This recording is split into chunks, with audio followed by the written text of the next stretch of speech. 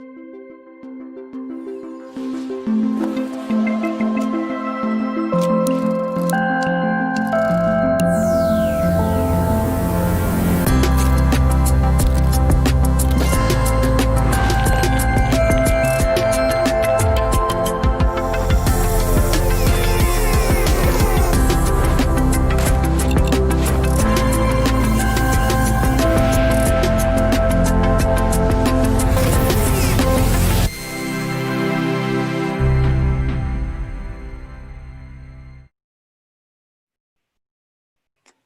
morning, everyone. Welcome to Adobe Live. My name is Joe Allam, and I'm going to be semi-hosting and demoing in today with a very special guest. If you ever search for time lapses online, there is only one face that's going to come up continuously, and an introduction that takes 2 seconds and continues for I don't know how many words it is. Go for it, Matt. You want me to do the intro? All right. Do the intro. Hello, my name is Matthew Vandeputte. About time-lapse tutorials. I'll slow it down. Hello, my name is Matthew Vandeputte, or Vandeputte. Wait, how does it go? What is it slow? I'm a time-lapse photographer living in London, and this channel is all about time-lapse travel and tutorials. Is my YouTube intro. I always do it so fast that I forget what it's like when it's slow. Anyways, yeah, time-lapse photography. It's my specialty. So yeah, today we're going to go through some time-lapse things. If you're watching on Adobe on YouTube, make sure you come and join us on behance.net. We've got the live chat going on there. There's a number of people in there already saying hello, and even just saw a Kiwi, Kia-ora. Oh, that was you, Matt. Yeah, but I know Steve's from New Zealand, so I always enjoy the nice. the Kia-oras. Yeah, there's a few familiar faces as usual in there. Great to see Gareth, Jackie, Sandrine, Sean, Kirsty. Load of people this in Tim there. Guy? Someone's asking where Tim is already. Tim is always in our earpiece, behind the scenes producer of the show, I guess. Hello. There he is. So yeah, today we are talking about time lapses, and we're going to try and do a little bit of a collab. Logistically, we were trying to work this out the other day, how it's going to work, but I think it can work quite cool. So Matt, obviously you shoot a lot of time lapses professionally. I dabble. That is your role in things. I've recently, I say recently, in the last year or two, gotten into doing more time lapses. And I've actually taken a lot of your tips on how best to do a time lapse whenever I come to do it. So I don't know if you can run through some sort of like best practices camera wise and other things before we actually go into some of these images. Great timing for that, because I'm literally about to film either today or tomorrow a video for my channel called The Basics of Time-Lapse. I have made hundreds of tutorials and videos, and I've come to realize quite recently that I've actually never made a video about just the basics. It's always like some advanced thing, like a moving hyperlapse, how to shoot from a helicopter, how to do a time lapse from an airplane at night so you can shoot the stars from. And I'm like, wait, I don't have any place to send people to if they just want to know the basics instead of all that complicated stuff. So really briefly, the basics of time lapse: you want to have a camera that has manual settings so that you can lock in your exposure so that it doesn't change. Ideally, you shoot RAW photos as well. Cool thing is a lot of phones these days shoot RAW photos. I've shot a 12K time lapse on my phone recently, which was ridiculous. More of a proof of concept that you can do it. Pretty funny. You want to lock in all your settings, so shutter speed, ISO, aperture, and your white balance as well, because your white balance can induce flickering if you're not shooting RAW. Then you need to set an interval, and the easiest guideline, I think, is 136 seconds for people, clouds, or sunsets or sunrises. So a 1 second interval if you're shooting people or traffic, because it makes things nice and fluid. If you go faster, it might be too erratic, and it kind of can distract you and pull you out of that cinematic illusion that is, a beautiful time-lapse sequence. 3 seconds for clouds and cityscapes and landscapes, because that's usually more than enough. And then 6 seconds or more for a sunset or a sunrise, depending on how long you shoot. Now, a sunset or a sunrise, we call those holy grail time lapses. They're more advanced. It's not really part of the basics, but it is something that we'll be talking about today. because you got to change your exposure, obviously. You know, as the sun goes up or down, the light changes in sort of an S curve as far as the speed of change goes. And when that S curve is quite steep, you have to adjust your settings every couple of frames or every minute or two.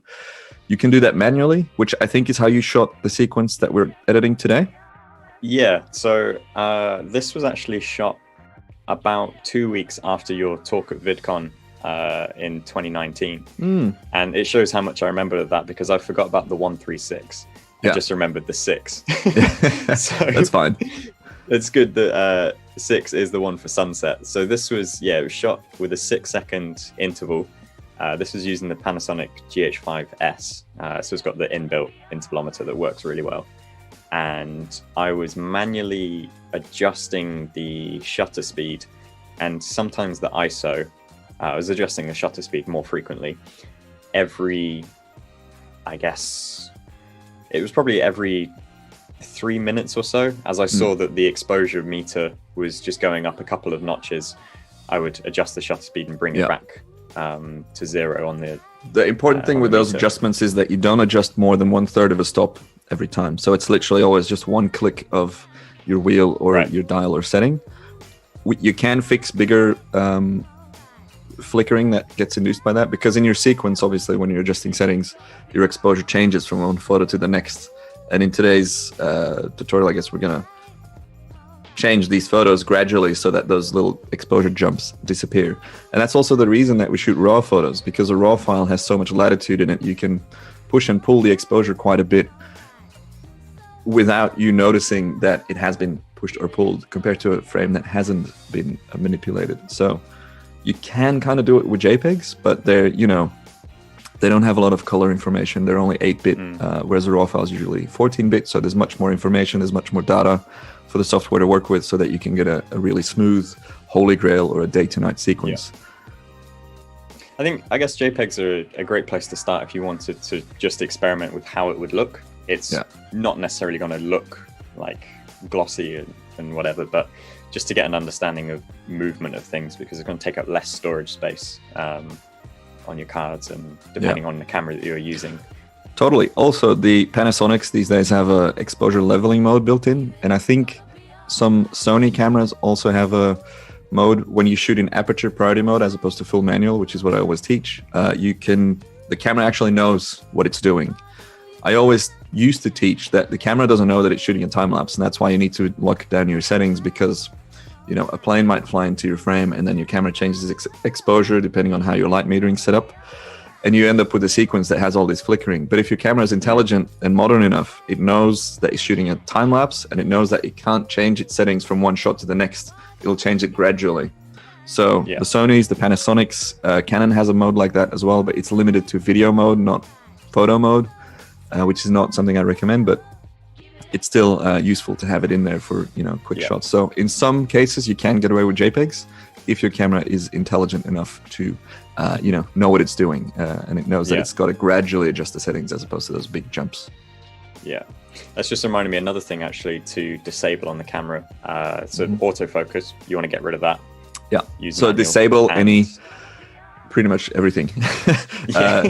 Noise reduction, because it slows down.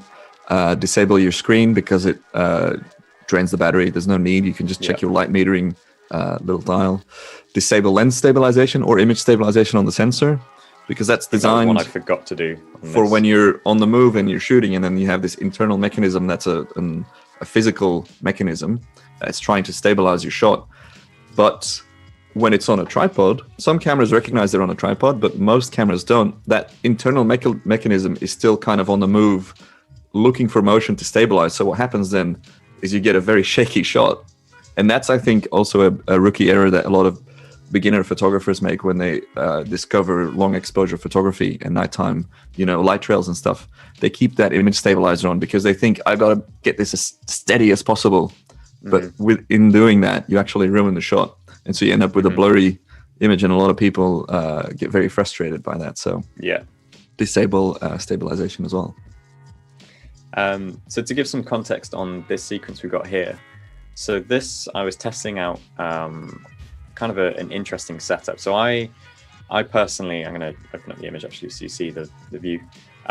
So I personally hate carrying a tripod. I really hate it. I mean, whenever we're traveling, we're spending long days, walking 20, 30,000 steps frequently. And I don't want to be carrying a tripod just for that last hour of the day. So I created this, I can't show it because it's in use right now, but it's a Manfrotto super clamp with a magic arm connected to it, and then there we go, similar to that. But instead of a microphone, you just have a little bit there. more heavy duty on the magic arm to hold a camera. But yeah, that exact same sort of concept. And then I use that to clamp onto like the edge of a wall, or I don't know, like a railing or something. So you can be kind of limited in where you set these time lapses up, because you need to have that physical structure to clamp to. But in this case, I think it worked quite well. So this is taken at Kerry Park in Seattle. I actually did a stream a few weeks back of editing one of the images from this sequence that I shot on my Fuji. But this was running in the background on the Panasonic. So we've got a collection of images here. There are 520 in total. Do you have a set recommendation of how many images you would want to work with if you're getting started on time-lapse? It really depends on what it is that you're doing and where that clip's going to go. If you're shooting for stock footage websites, they probably want a clip that's at least 15 seconds. I create most of my content for the internet and for people's enjoyment. So if I make a travel film, I know that I'm very, very rarely going to show a shot for more than, a handful of seconds. So I just go by the 10-second per clip rule, which depending on where you are is 250 or 300 frames, because we play things back at 25 or 30 frames per second, where every frame is a photo. So, but then recently I started changing things because I want to get into more long form cinematic time-lapse videos where I do maybe want to play the clip for the full 10, 15 or 20 seconds. So on my last couple of trips, I've been shooting more, and I've been shooting 500 and 600 frames per sequence, which of course, it's more storage, you need more hard drives, etc. Yeah. But in some sequences where the sky, where there's interesting clouds, you can just really let it run, and it's nice and smooth. For a sunset, because, depending on what kind of sky you have, I did a stream on my channel a couple of days ago where I talked about, I was shooting with a 10-second interval, and then the sky just burst into flames almost. It was stunning. And I realized that that's very short-lived, that bit of a sunset where the sky is really on fire, because that's when the sun is right at or right below the horizon. It's the last couple of wavelengths that's hitting the clouds, the red wavelengths, because the other ones get absorbed. And with a 10-second interval, if that action only lasts a handful of minutes, you will only get 30, 50, 60 frames of that. So I dropped something I never recommend. I stopped my time lapse and I shortened my interval to 3 seconds, which means I end up with 2 sequences that I then have to kind of speed match or speed ramp so that it slows down at the same time or at the right time. But yeah, for that sequence, I think I ended up with about 1,000 frames. 600 frames is the minimum I'd say I go for a sunset, because there is a long, you're showing the change. The point of a sunset or a sunrise is to show the change from day to night. Depending on how you're editing or what you're editing, you just want to show that little bit where it's changing, the S-curve, I guess, where it's dropping, which is interesting. And we'll edit that if we have time into a cool time slice later. Yeah. But I know guys, when they shoot a Holy Grail, if this is, the start and the end of the sunset, they will start shooting here and stop shooting there. So they're there for 4 hours. People call me a patient man. I don't have the patience for that. Knowing that I can go shoot other stuff during the day still, or like in golden hour, I got a couple of sequences here. And then afterwards, I'll get some light trail shots as well. So I'm all about trying to get many, many sequences. Still high quality, still good sequences, but I'd rather have 4 shots than 1 shot. Yeah. But so much of it comes down to planning geographically as well as logistically, because I can imagine you could plan for a scene, and if you're not paying attention to the way that the sun moves and you haven't pre-planned it or pre-mapped it, you can be in completely the wrong area. Does that happen to you frequently? Or when I was very new to Australia, so I moved in 2013, I think A couple months later, I went to a sunset spot for the first time.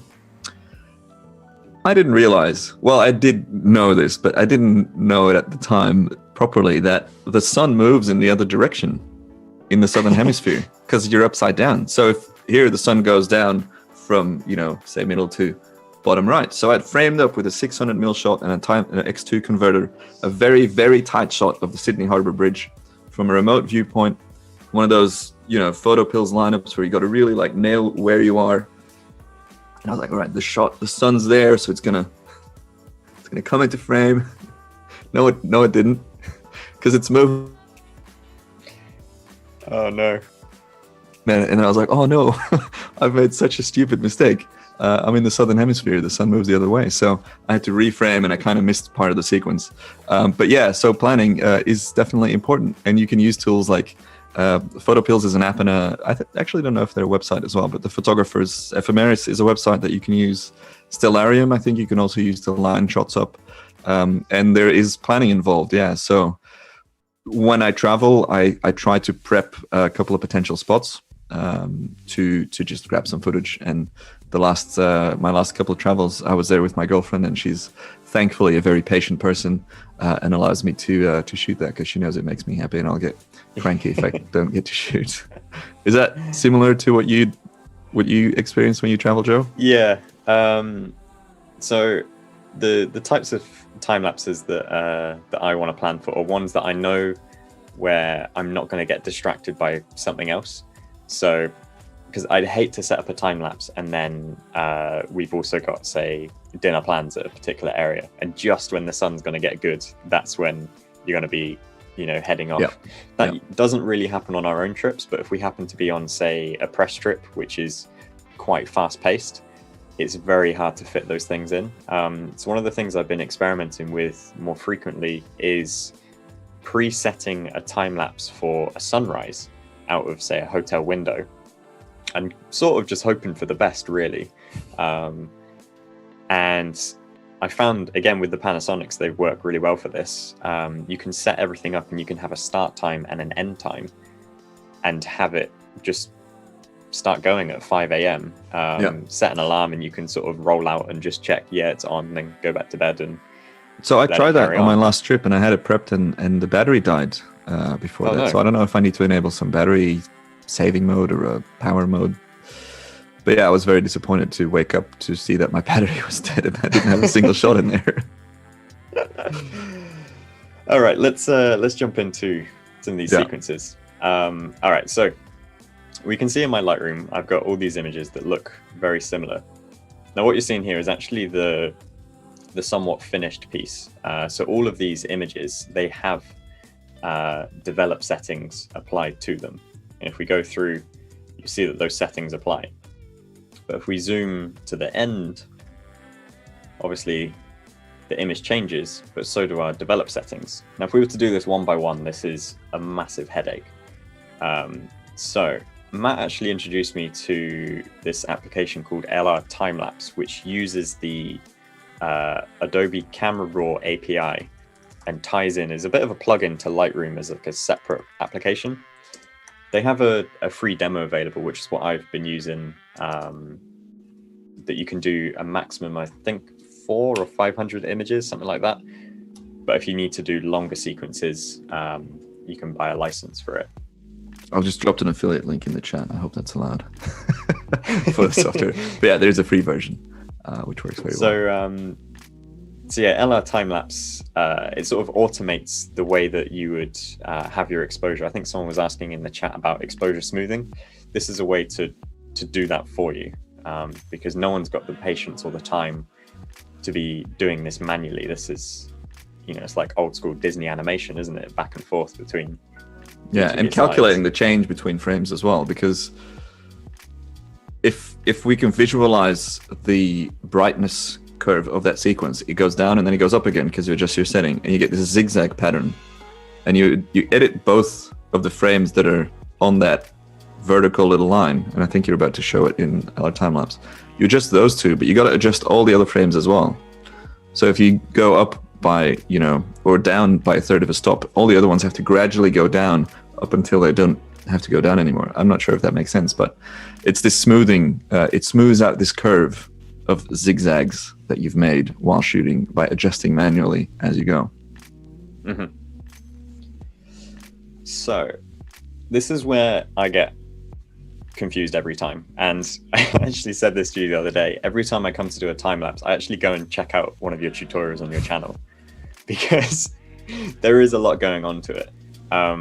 There is, and it's kind of, I think it's kind of like After Effects. You open it up, the interface is very daunting, but the benefit of our time lapse is it's got workflows at the top. Like, what do you want to do today? Do you want to deflicker a video, a time lapse, a specially shot Holy Grail time lapse? And then you just follow these buttons, and they all have instructions on it. But yeah, step one is on the left is navigating to the raw sequence, and then you can initialize the sequence, which means that the software has a look and pre-reads all the exposure values, so it can generate this initial curve on which it's going to base its edits, or its the rest of the workflow. So this does take a bit of time processing on things. So we're not actually going to go through the LR time lapse letting it run, because we'll spend 30 minutes waiting for it to actually render it all. But I can give you a quick rundown, then we'll head back to Lightroom, and then I think, Matt, we'll head over to your screen and we can see how you then take those images and put them into a time lapse. Yeah, because there's a couple issues with this sequence. Firstly, because I think you mounted it on a railing or an edge of a...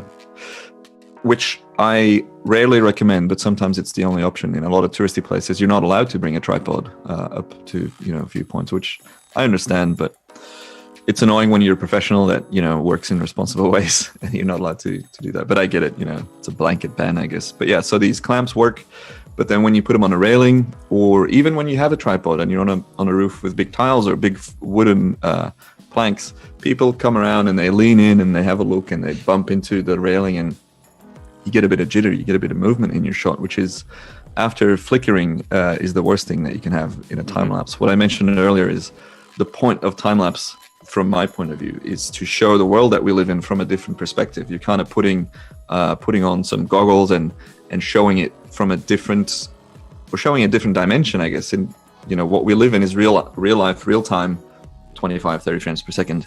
Slow motion is fascinating and captivating because people are like, wow, I didn't know, a water drop did that when it hits sand or more water. Go to the other side of the time spectrum where you speed things up as time lapse, and once again, you reveal these things that people didn't know about, like the way light moves across the sky, or the way clouds move, or the way people behave at, for example, Shibuya Crossing in Japan, where you see this, almost an ant's nest. You reveal these things, and that's what's so fun about it. But as soon as something goes wrong in that showing, the image moves, or there's flickering, or something weird happens, you get pulled out of that cinematic illusion. And it's kind of like, then what's the point? You've put in all this time and effort, might as well make it perfect. So today I'm gonna fix your sequence as far as I can, because you mounted it on the railing. There was a little bit of bumping around, and it's very, very simple to fix. I demoed some of it in the last live I did. When was that? Monday, Tuesday, in After Effects, doing a stabilization of a hyperlapse of a volcano, which was cool. And this one's actually way more simple. We're just going to be using the warp stabilizer. Nice. But yeah, firstly, so your sequence, that blue bar at the top is almost done analyzing. I guess I can explain the workflow or how this software works briefly. Is that what you wanted to go over? How it links to Lightroom? Kind of what it's actually going to be looking for, and we can just hover over these. I won't actually run them because that's going to take a lot of time. But obviously we're seeing the settings here. But what's it looking for? So it's preloading images of the sequence and generating a general brightness curve of each image. And it's also reading all the EXIF data, and you see all those columns. They have, your ISO and shutter speed, all that stuff there. And it's because it reads that data. It knows when you've changed it, and it knows immediately it can interpolate how it has to change all the other photos in between. So there's the sequence with the keyframes that are generated because you change settings. And then on top of that, it's going to allow you to set certain keyframes where you can adjust the exposure or the white balance, and you can slowly ramp that setting. Fun anecdote about LR time-lapse.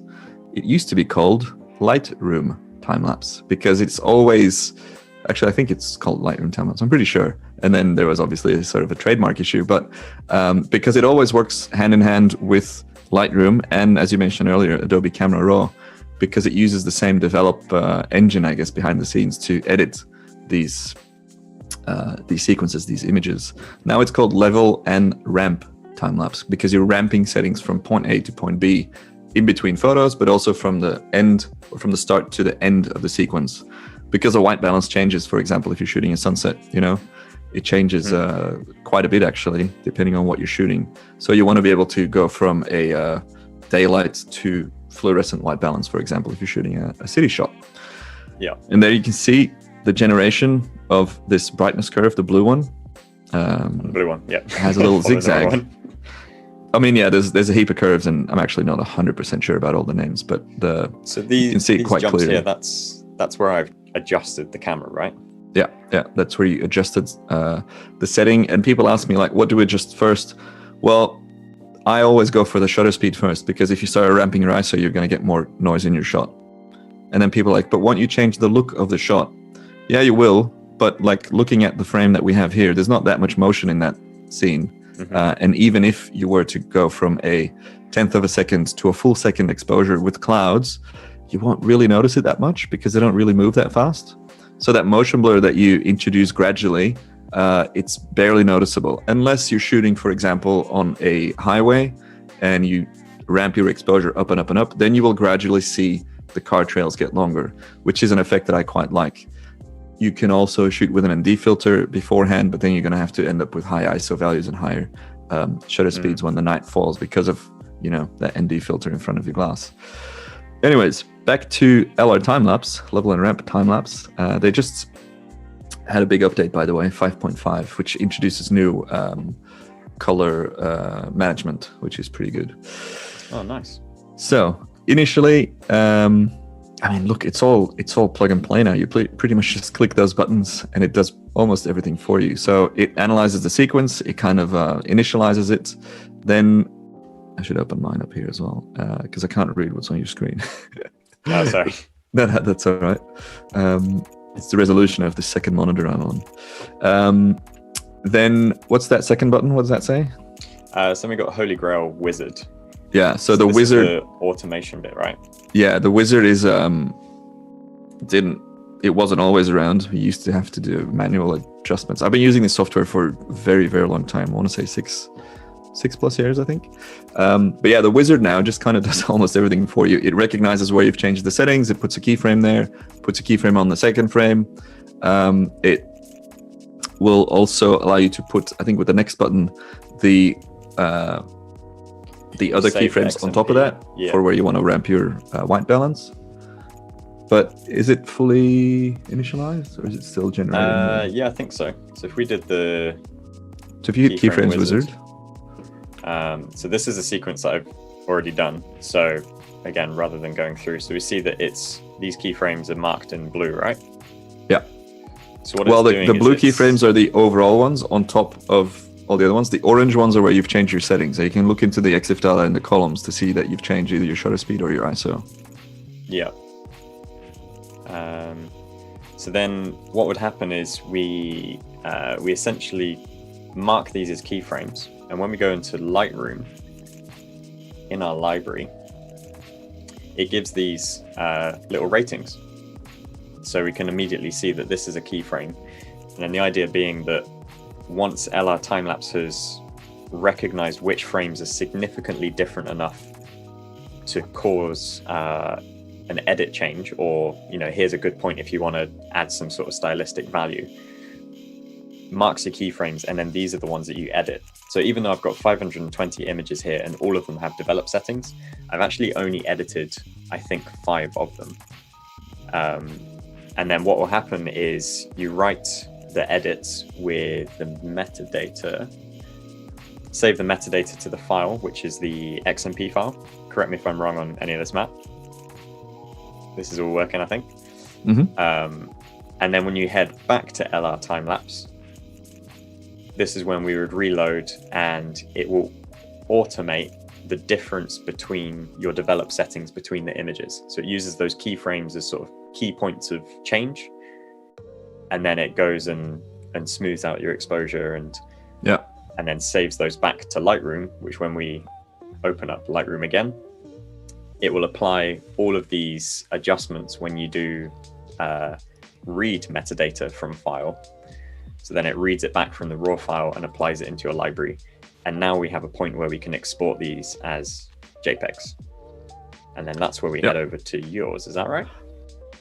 In this case, it is. I don't usually recommend exporting to JPEG because that drops your bitrate down to 8, your bit depth to 8 bits.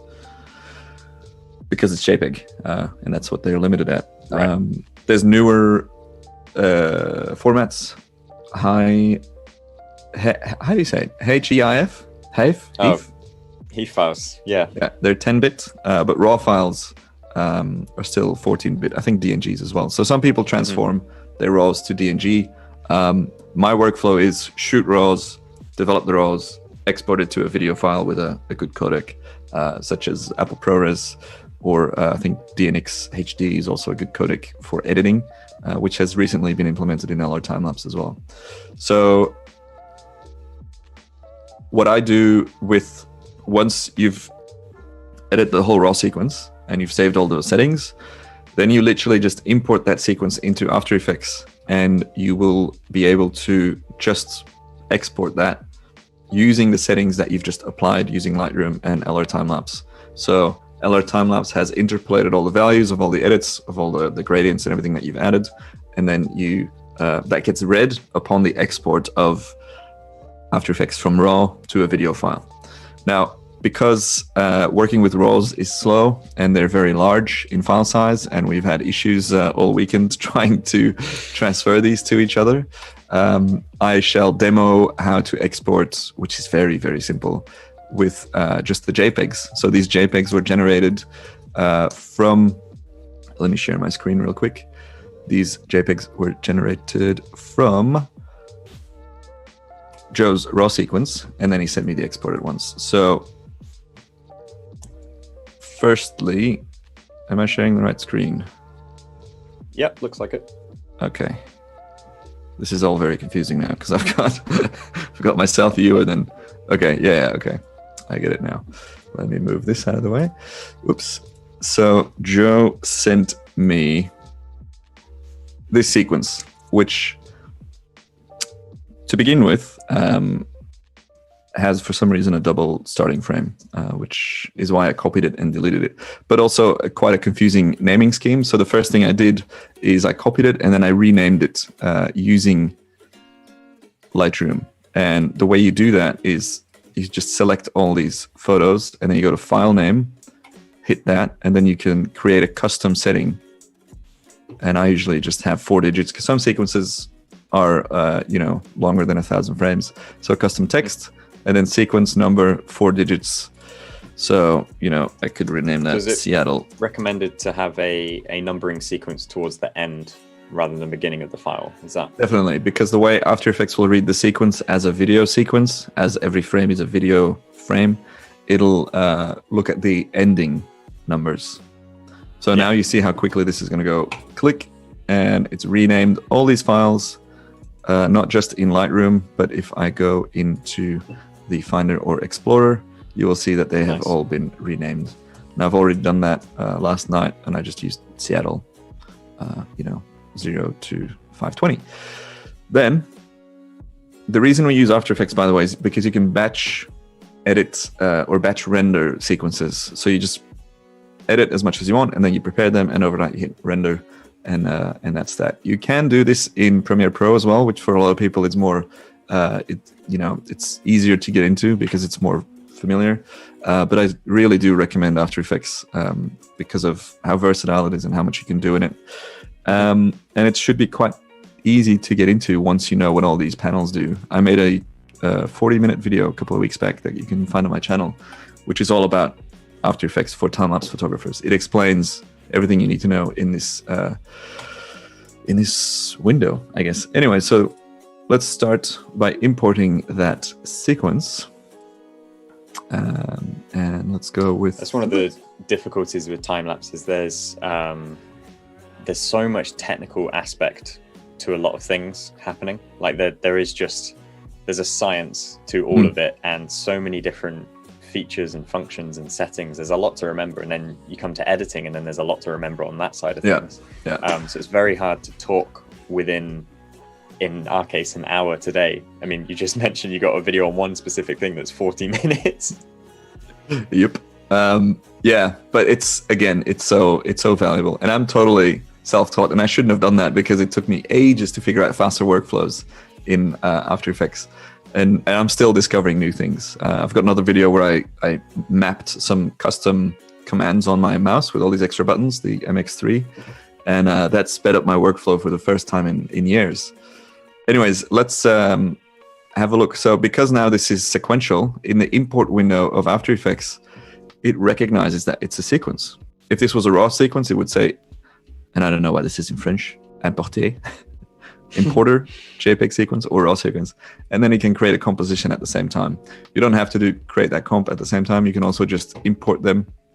But the important thing is to not select all of them, because then it'll import every frame one by one, and it's going to be very slow. So easiest way is to just hit the first frame, make sure that's as a JPEG sequence, force alphabetical order, doesn't matter, it's already alphabetical.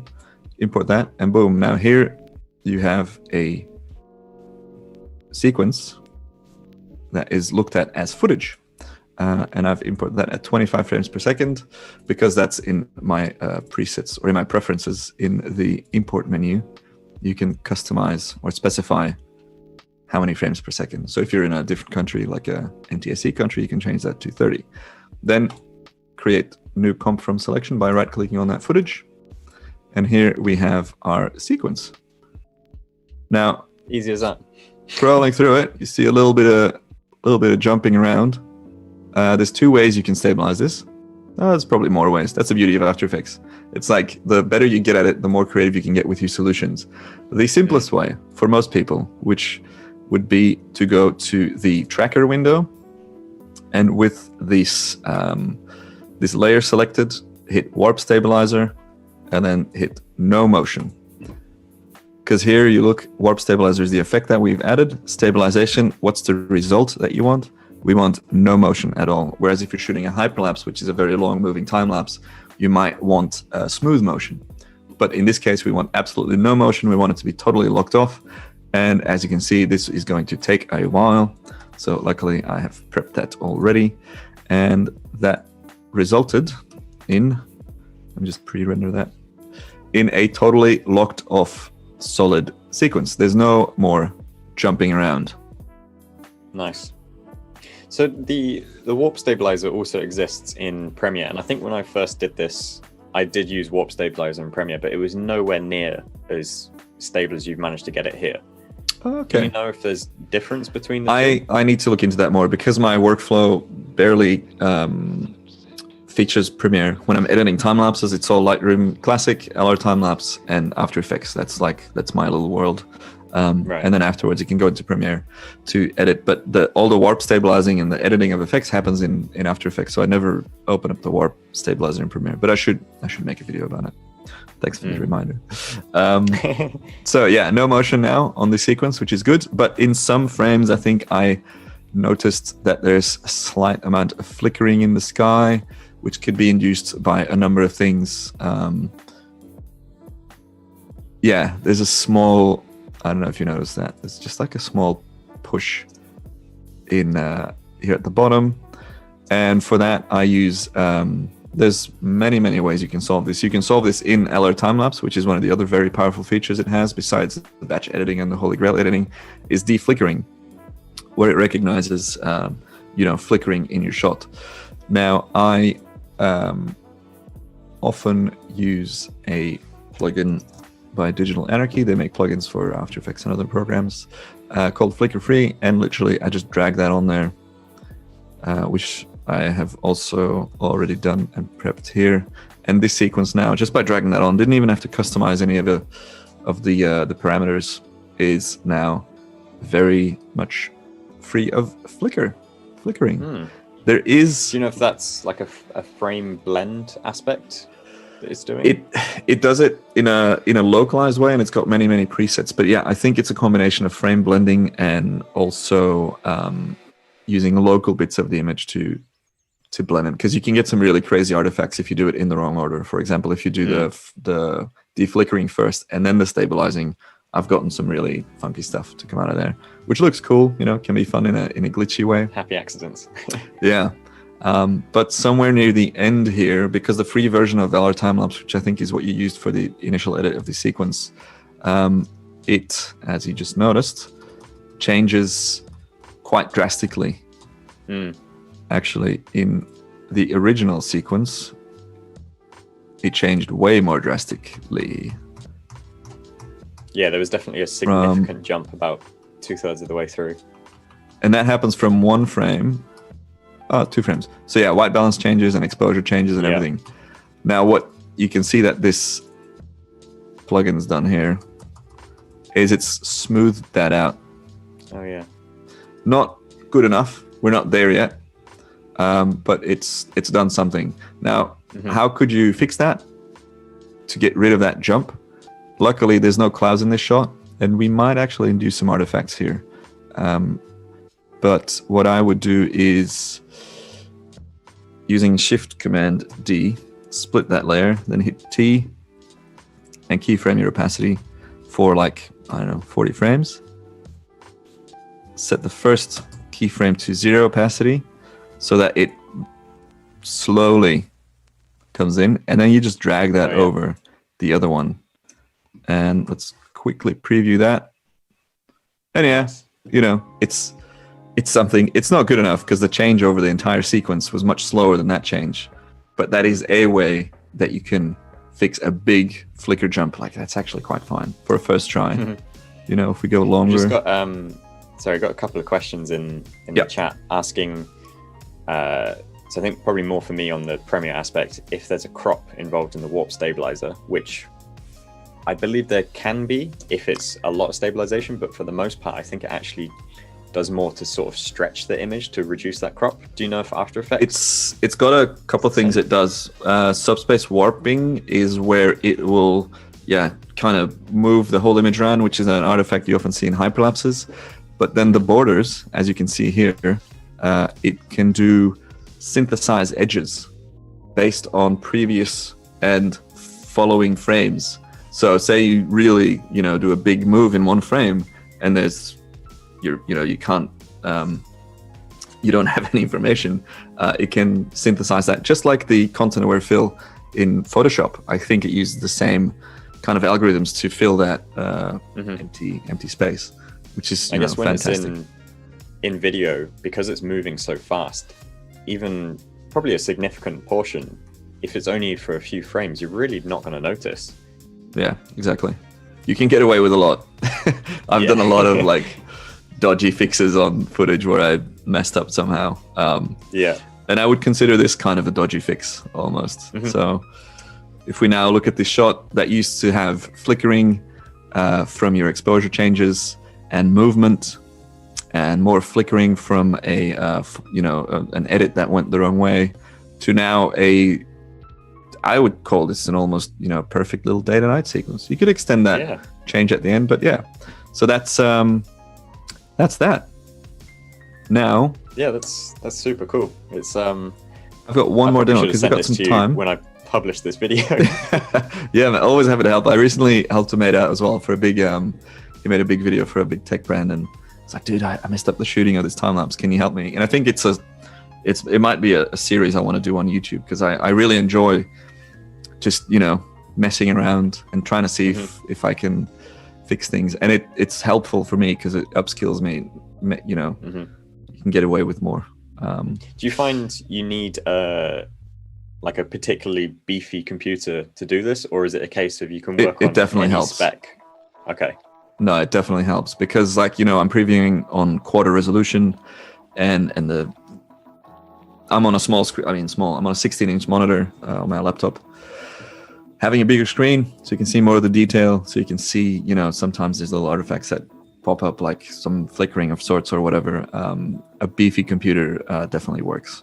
And I think generally you can get much more performance, same or better bang for buck out of a custom built PC than a Mac. There's the usability and ease of use and everything, or whatever you want to call it, but you can't deny the insane performance you can get out of some PC beasts custom these days. Yeah. But I move around too much to build a rig like that. But I know a lot of guys in the time-lapse world that have insane rigs, which is pretty fun. So I find one of the funny sort of crossovers is between gaming and creative work. Yeah. And so many people that I see working on video productions, and then they've just got this epic gaming machine. You're like, oh, what do you play on it? And you're like, just Premiere. Yeah, it's there is a big overlap there. Actually, when I started getting more into creative editing of time lapses and stuff, I was heavily inspired by gaming edits, like gaming highlight reels of guys doing 360 no scope kill shots and stuff, because they had all these zoom transition effects, and I think the zoom, the done to death zoom transition in travel films comes from the gaming scene. I don't know if a lot of people realize that, but it was definitely overused, or used way more there than it was in the travel films before that. Now, one of the things I love most about Holy Grail, well, you can zoom further out. What I like about time lapse is with one sequence you can do so much. You can create a nice video, you can create an animation out of that video, you can have multiple frames from your time lapse and make a nice physical print that has the start, beginning, the start, middle, and end of your time lapse, where the sky changes. There's so many things. And then there's a way that I found inspired by someone in LA called Dan Orst years and years ago. He kind of, I'm not sure if he invented it, but he shared a way to process time lapses video sequences in one single image, which is hard because how do you show the passing of time in a single image, right? And he called it a time slice. And then he said he had a tutorial, but it wasn't an actual tutorial. It was showing him playing in After Effects. So I figured it out myself years ago how to do it using some custom plugins. And so what we'll be making right now is this, a time slice that consists of 30 layers that are all masked and then staggered in time. And you can do this manually. You can manually duplicate this layer and then manually create masks for this. You can probably use some automated way of doing it, but I just bought a small plugin, which I think was donationware, so you can get it for free if you want. But yeah, I'll be showing you how to make a time slice like this, which is very satisfying to look at, very clean. Always does well on social media because people aren't too familiar with it. I do have a video tutorial about this as well on my tutorial playlists on YouTube, but let's do it live right now. I've got about 12 and a bit minutes left, so let's go. First up, just to speed things up as far as the edit goes, I'm going to be working with the already rendered sequence, because if I work with this image sequence, it just slows things down. So let me show you how it's done. Let's create a composition from that. So let's go slice 2 and we'll start fresh. This is the composition, which has adopted the parameters of your video file, your sequence. If you hit Command K or Control K, you see it's got all that, the pixels and frame rate and everything. First thing you got to do is you got to change the timing of this. You got to compress the time, and then we're going to stagger that time out on these different layers. So you go to time stretch, and let's just try out 25%, which makes the total length, 5 seconds instead of 20 and a bit. So this only, just speeds up the sequence. Then you have to create all these columns with these masks or these mats on it. And for that, I use this plugin called Dividing Corner. Let's go trial, because I do actually have a paid version, but it bugged out for some reason. So let's do, let's make a 40 column and single row, because a row is horizontal and we only want the entire image, but we want 40 columns. Margin, we won't be using that, and we want straight corners. This is all rounded and other stuff, which we won't be using, and the anchor points in the middle. To a mask, layering, don't need to parent it to a null object. We're not going to animate anything. So divide, and boom, look at that. It's instantaneously created all this. But now the community of After Effects plugins is massive. It is. There's so much available. I'd never even heard of this one, but yeah, there's a would probably website manually called create AE shapes and- Scripts. I think it's aescripts.com. Yeah, was on I this think morning I've as well. bought a map plugin from them before, Yeah. which is great. So, a couple things. Firstly, we still need to stagger them, but also if you zoom in, you notice this inconsistent, oh, actually it is consistent, these lines. That's because these mats are generated, or these masks are generated, whatever the horizontal pixel length is divided by 40, it's probably an uneven number. So some of these masks aren't 100% lined up properly. What you do for that is, let me, I think it's choke. Yeah, matte choker. So you can, on just one of these layers, let's go with that one. Now let's go on the first one because it's easier. Let's go matte choker, drag it on there. This effect, you can edit it here or just up top here. I'm not sure what all these parameters do. And I forgot how I figured it out earlier. So I'm just going to go and copy the matte choker that I did here. You've got to play around with it a little bit. But yeah, copy that one. Just figure out the right settings on your own, because it's always different per edit. But pretty much the matte choker, it contracts or expands the mask that's been generated. And then you paste that on there, and then you will see that all these masks are now edgeless. And then the last thing you want to do is you want to stagger all these layers.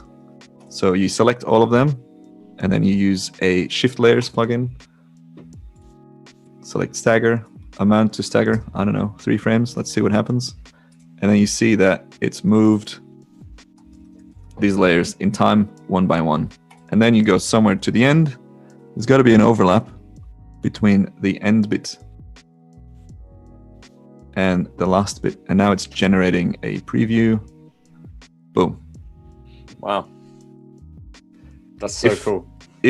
And there's a lot of parameters that you can adjust here that will move it further in time or make the time jumps less between frames. It all has to do with how fast you speed up the sequence initially and then how many frames you shift it forward in time.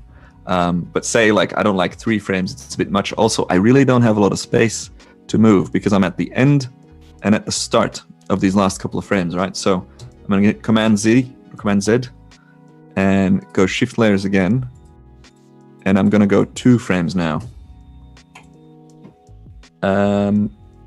So would having a longer time lapse in the first place really benefit then?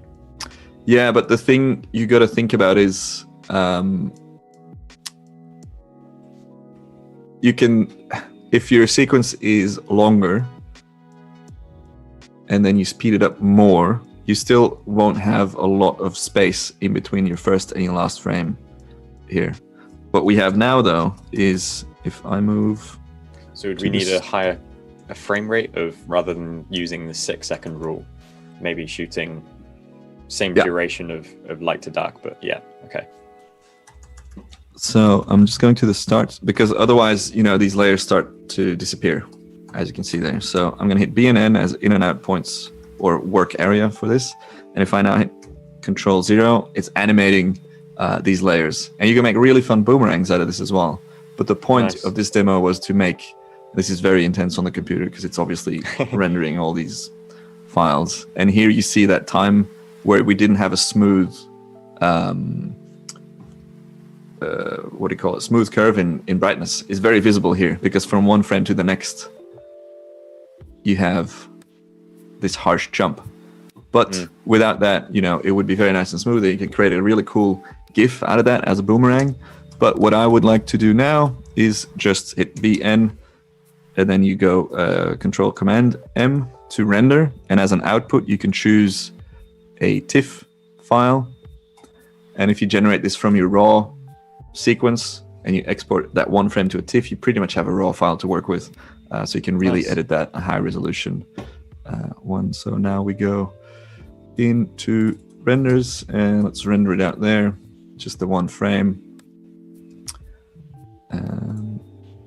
Voila, we have a high-res TIFF file that we can work with. Actually, I think that's the older frame. That's so cool. Is I this love the same how file? the nighttime just sort of pushes the light out of the frame. Oh, I wasn't done rendering it. That's why. Here we go. 75 megabytes, cheeky. Yeah, it's beautiful. I love how the gradient kind of goes along. The kind of starts at the mountain and kind of moves along with this bit of skyline. So yeah, that's a very fast demo, and I've got it slower paced on my channel if you're gonna want to check it out and have all the links to the plugins and stuff. But yeah, that's a time slice which you can animate. And then the cool thing, because it's After Effects, you get so much control over all of your parameters, including positioning and depth of those layers of those masks, so you can animate them coming in using a certain expression or a behavior as an effect, and then you can you can make crazy things. You can have these as circles, you can have them spin around in like a fanning motion, all this cool stuff. So have it looping, right? So rather than necessarily back and forth like a boomerang, if you just had the video just keep coming and going. Yeah, so like what you can also do is enable this bottom layer, which is the source video file, and then reset the time stretch. Just go back to 100, go back to the start, and now you have your normal time lapse. And then as you play back that time lapse, gradually you will get your layers come through. Just they kind of pass by as an effect, and then the time lapse continues. As you see here, cool. So then you get a kind of a time shift happening, but it's not clear that it's like until the light really starts changing. Then you can see this cool little gradient effect per single bar. So yeah, when people ask me why After Effects, why don't you do this stuff in Premiere? It's because you can't do this stuff in Premiere. And again, you shoot one time-lapse sequence and you've got like 7 different outputs from one shot. And that's why I love time-lapse so much. That and the way that it shows the world from a totally different perspective. Because we think we know what the world looks like, but we don't really. Yeah. And that's it, guys. That's my demo. I hope you enjoyed that. Yeah. That was a very rapid run through. But that's a good point to mention that Matt does have multiple tutorials on his channel. So that will be linked in the chat, and likewise Adobe have the official Discord channel if you'd like to join there. You can continue the chat, and there's a growing community of people sharing their daily work as we're all working from home still, and that's a good place to end today's one, I guess. But likewise there will be streams throughout the rest of the week. We've got some photography, some portfolio reviews. I think I'm heading back to the live streams in a couple of weeks' time, potentially having some regular slots on here. So it'd be great to see you all. Matt and I will be back again later in October. So we've got some fun stuff planned for that. I hope you've found it all interesting and useful, and we look forward to seeing you in another one soon. So thanks, Matt, for joining me today. Thank you for having me. Always a pleasure. I forgot about the October one. So thanks for inviting me. I was like, wait, we're on again? But yeah, we are actually very soon, which will be fun. And yeah, thanks for the chat. It's great. It's the first time I've done a live with the chat open, and it's amazing how active you guys are. And it's really cool to see, this community that returns so often to just, have a good time. And I'll be joining in myself more as a viewer as well, because I heard there's a mental health chat, I think, happening soon, which if you were in my last stream, I'm passionate about that, or I care about that a lot, so I'll be tuning in for that one for sure. Just saw a final question. Someone's asking about the t-shirt. This is Tokyo 2020 for the Olympics that will happen just in a year's time. Such a shame. The logo. I feel like that's going to be a pub quiz question of the future. In what year did the Tokyo 2020 Olympics happen? Anyway, we'll leave it on that one. So thanks for joining, everyone, and we will catch you in a future one real soon. See ya. See you later.